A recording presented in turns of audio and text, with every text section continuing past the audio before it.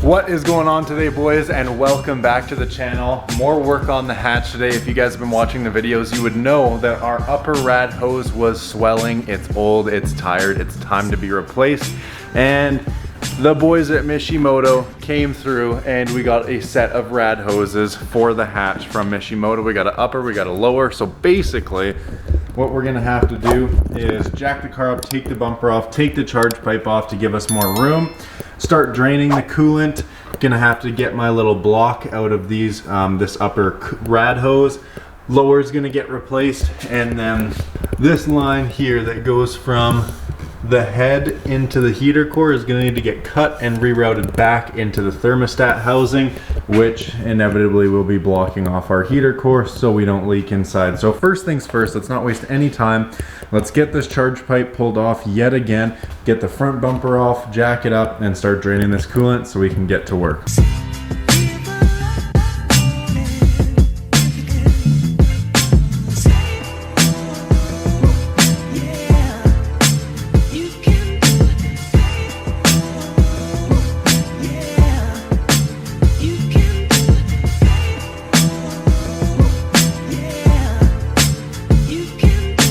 Okay boys, coolant is now drained. Now let's take off the charge pipe.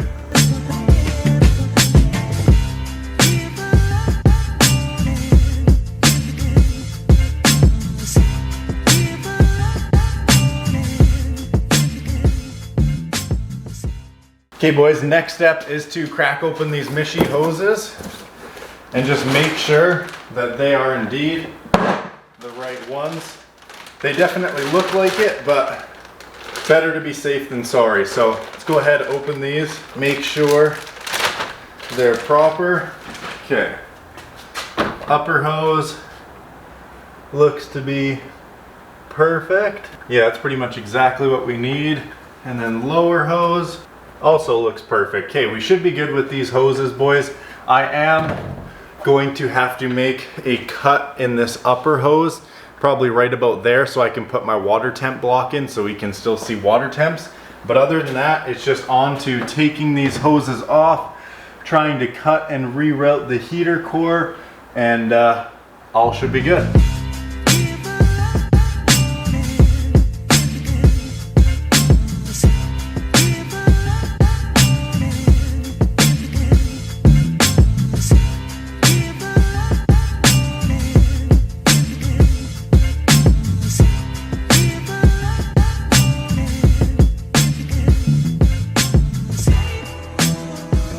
Wow, yeah, these hoses had absolutely zero suction onto anything. My water block just completely fell out with ease. These hoses are so tired. So there we have it, the piece of the upper hose. Here's the other piece. Luckily these were just off, so they shouldn't be too stuck on the motor, but I'm just gonna keep going pulling hoses. Once the upper and lower off, it'll give us the most room to kind of adjust what we're going to be doing with the heater core, and should be good to go, boys. All over my wiring. Nice, love that. All right, boys, upper and lower is off. We've got the corresponding hose clamps on the lower and the upper Mishi hoses. As we can see, we have a ton of room to work with here. Ton of coolant spilling out of everywhere. You can see the thermostat neck there is absolutely just filled with it. I do have this one line here off. So this is the heater core line, and it's going from the head, and we need to recircuit into there without causing a kink, which is inevitably, I think, going to be the hardest part, because all this line wants to do is kink. It's also not bent in that fashion. So what I'm going to do before I take out a lot of the heater core stuff is I'm going to try and take off that other heater core line that's on the thermostat housing and see if I can't route this without a kink. Because if it's going to kink, I'm probably just going to leave it and monitor the drips inside the car, considering how much we actually drive it. I just want to make sure that this isn't going to kink and cause a bigger issue than just leaving a slow drip inside the car. So let's get this stuff figured out, and I'll pick it back up when we know if that kinks or if that works. Okay boys, so here I'm at, a little frustrated because, well, let me just show you. This is the heater core line that goes from the head and is supposed to go into the switch down there And I have it looped right now, and it's kinked very badly.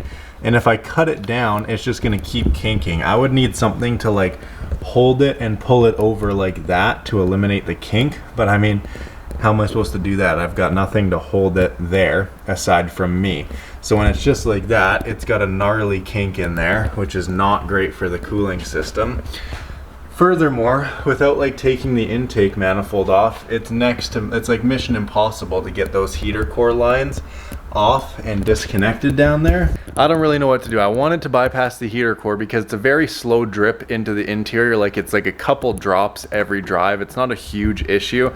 So in theory, I could just leave the system how it is, not turn on the heater, and it should only be a drip every now and again. But with that being said, the heater core is going bad, and I'd hate for it to get worse and create more wetness inside the car. So I'd like to block it off, but then I need to get another hose. But then it's like, you know, you bring that to the part store and you're like, what do you really even ask for? There's so many hoses specifically for other cars, and, you know, just generic hoses. But any generic hose, when you route it like that, coming out of the head, going around, and then sharply back into the thermostat, like it's pretty much just gonna kink every time. I don't know if that minor kink right there is enough to kind of affect performance and whatnot, but regardless, there is a kink, and I don't have a hose that won't kink. So now I'm in the predicament: do I just take another half an hour, slap the new lines on, keep the heater core as it is, and keep going? Or do I block it off with the kink or try and find a hose? I just don't know. I'm in a predicament right now. I don't know. We did take it for a hard rip with the heater core like that. It's probably been leaking for a few years. That's why my carpet's always been stained, and it's never been a huge issue. And this car is not a daily. It only gets driven a handful of times a year. But with all that being said, I would just hate for it to get worse, and I'm in a bit of a pickle right now. Don't really know what to do, so I'm gonna try and figure it out. 2,000 years later. Well, I sent it. I went to the hardware store, and this is the closest thing they could come up with for me. It's got the 90 off the head, and then it's nice flexible hose. So let's just see if that's going to be something that's even going to work here. I hope so. Fingers crossed.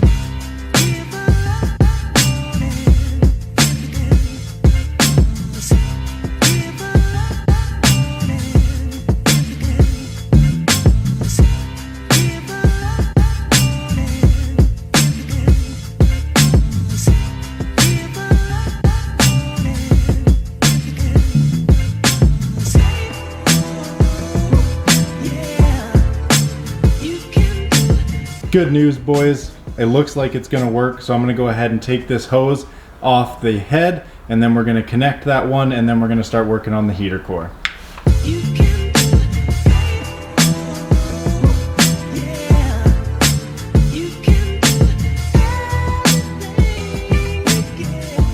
Okay, boys, it's time to get our new line fastened up with all the hose clamps.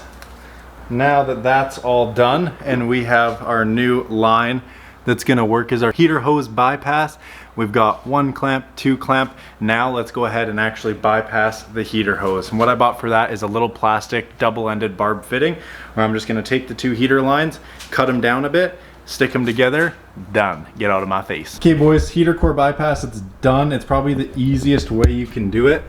What I ended up doing was literally taking the, I think it's the outlet hose, and looping it back into the valve right there. So it's just one whole complete circuit. It comes out the firewall, goes up into the valve, and then it goes right back into the heater core. So it's a complete looped circuit. As you guys can see, hose 1, hose 2 wraps around, goes into that valve, and then it goes back into the firewall. So that's all hose clamped and good to go.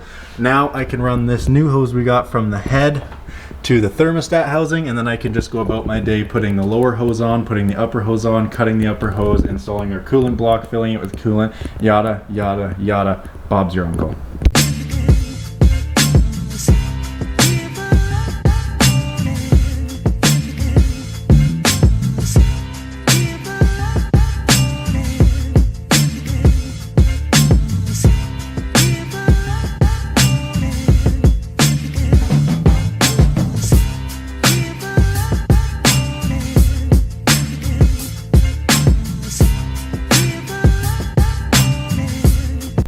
Now that the heater core bypass is done, we can go and install our Mishimoto hoses as per usual.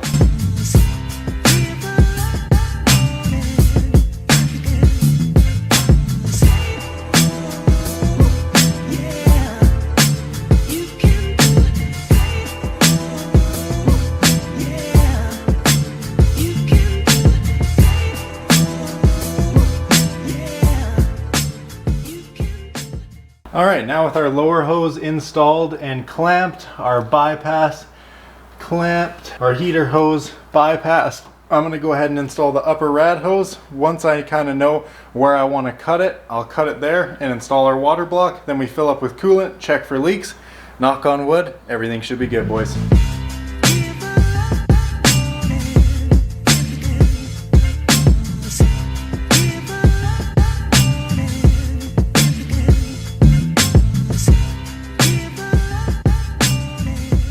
We've got our cut lines on it. Now it's time to uninstall, cut it, and we should be good to go.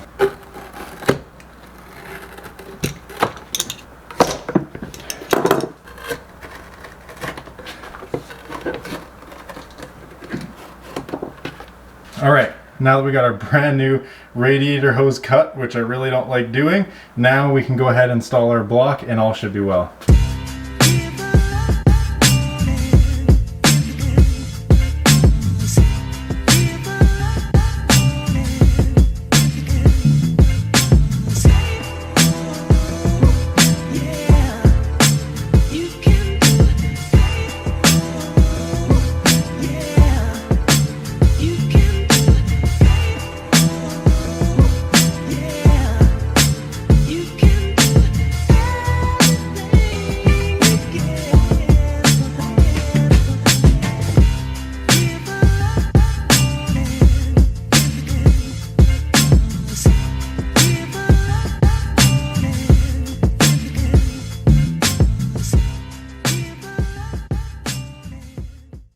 Okay boys, it's 10 million degrees out here. I am soaking wet, tired as hell, but I think we got it figured. Let's have a look here. Here's our new upper Mishimoto silicone line.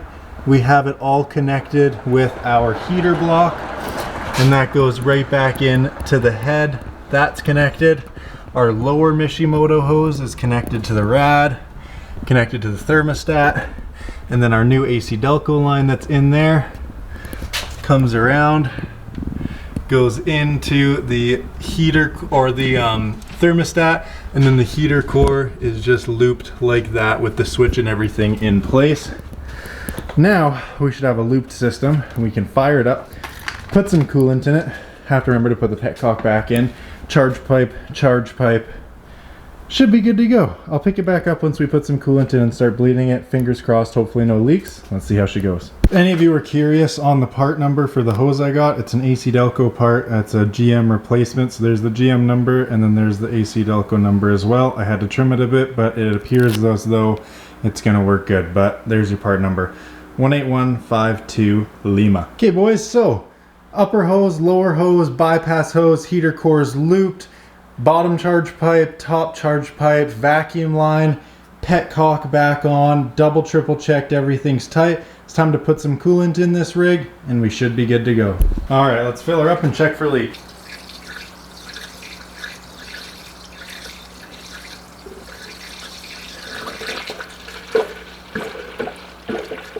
Right boys, now that the funnel's filled up and it's taken all the coolant it'll take, turn it on, get that water pump running, and we'll check for leaks when it's under pressure. Let it get up to temperature. Make sure both the hoses are hot, nothing's swelling, everything's good. We're good in the neighborhood.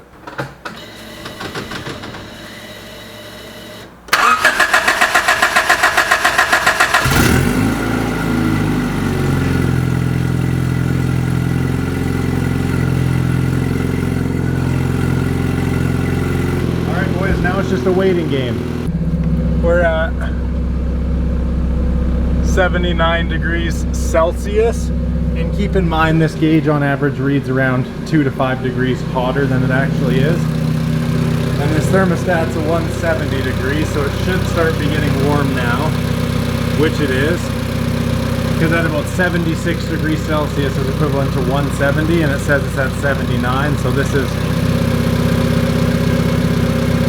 still pretty cold. This is hot. Still getting bubbles over there. I have been revving it up.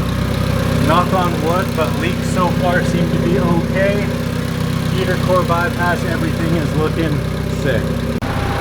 Okay guys, no more bubbles in the coolant. It's been running for probably 45 to an hour. So I'm gonna go ahead, pull the funnel off, and we should be good.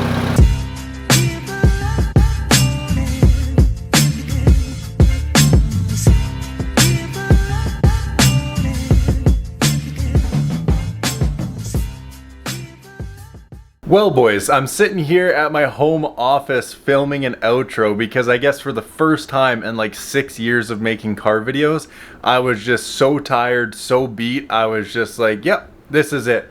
And I just ended it. The last clip I've got is this one that you guys just watched of me taking off the coolant funnel. We're in the process of doing all of our editing right now so I can get this video out today for you guys.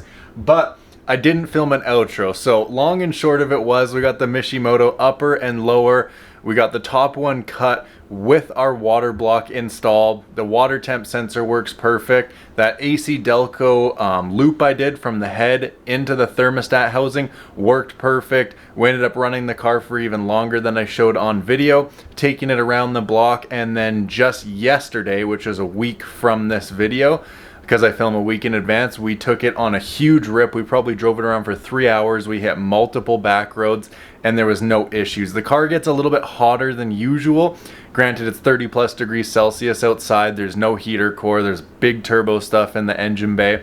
So it was usually sitting around 90 to 95 degrees Celsius and the fan had to be on the whole time, but it wasn't overheating. I did a bunch of boost pulls. The car absolutely rips. The heater core delete worked perfect. And the reason I did it like that instead of removing it all was just in case when the day comes that I decide to take the dash out to either flock it or replace it with a black one, because I'd like to do a full black interior, then I can tackle the heater core. So the way I looped it was basically in preparation for coming back to replacing the heater core. I could just quickly take that line off that I looped and shove it back in where it's meant to go, instead of taking the whole system out and having to redo the whole system when I want to do a new heater core. For now, this is temporary. Eventually the car will be getting a new heater core, but kind of weird. I got to end off the video at home while I'm editing. I apologize guys. Keep your guys' eyes out for next week's video. It should be a banger. Get some driving clips in there for you as well. But if this helped you at all with heater core bypass, delete, whatever you want to call it, go ahead, drop a sub right now, boys. Like, comment, subscribe, hit the notification bell as always. And if you want to see real-time updates first before YouTube sees it, go ahead and follow our Instagram page at Brash Garage. There's a link tree always in the description of each video with links taking you to the YouTube, TikTok, and Instagram. Insta sees it first. Alright guys, until next time, we'll catch you later. Peace out.